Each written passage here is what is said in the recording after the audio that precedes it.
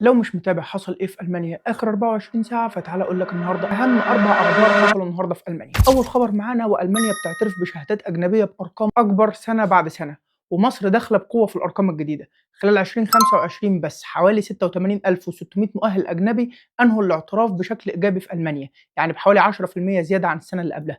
اكتر الشهادات المعترف بها كانت من تركيا، وبعدها اوكرانيا، وبعدها سوريا، وبعدهم الهند وتونس. مصر كمان حصل فيها قفزة كبيرة جدًا، حوالي 3000 طلب اعتراف اتقدموا خلال 2025 في المهن الخاضعة للقانون الاتحادي، بزيادة حوالي 88% عن 2024. بس خد بالك، لأن ال3000 دول طلبات مقدمة مش معناهم إنهم اتقبلوا.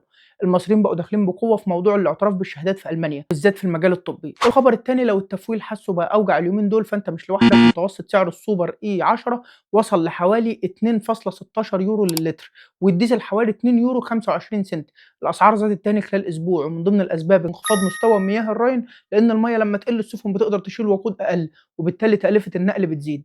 وطبعا الراين مش السبب الوحيد، لان اسعار الطاقه العالميه دلوقتي ليها دور كبير جدا كمان في اللي احنا فيه. الخبر الثالث، المانيا بتشتكي من نقص العماله، وحكومه النورد راين نفسها عندها حوالي 21 الف وظيفه فاضيه في قطاعات وادارات تابعه للولايه. المدارس لوحدها عندها حوالي 8700 وظيفة شاغرة، أغلبها للمدرسين. وجزء كبير من المشكلة إن الموظفين كتير بيطلعوا على المعاش ومش بيتعوضوا بنفس السرعة. آخر خبر معانا ويخص طالب اللجوء في ألمانيا وإيطاليا بدأ بينهم خلاف جديد بسبب اللاجئين بعد تطبيق نظام اللجوء الأوروبي اللي هو الGEAS. ألمانيا عايزة ترجع لإيطاليا طالب اللجوء اللي دخلوا الاتحاد الأوروبي عن طريقها، لكن إيطاليا معترضة على جزء من الحالات.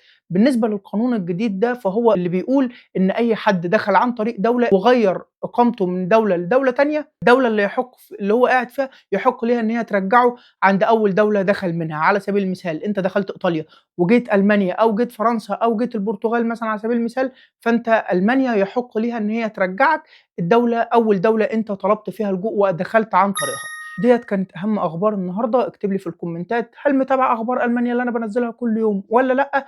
وإيه أكتر خبر شدّك فيهم؟ وما تنساش تعمل متابعة لو مهتم تشوف ألمانيا وتعرف أخبار ألمانيا كل يوم.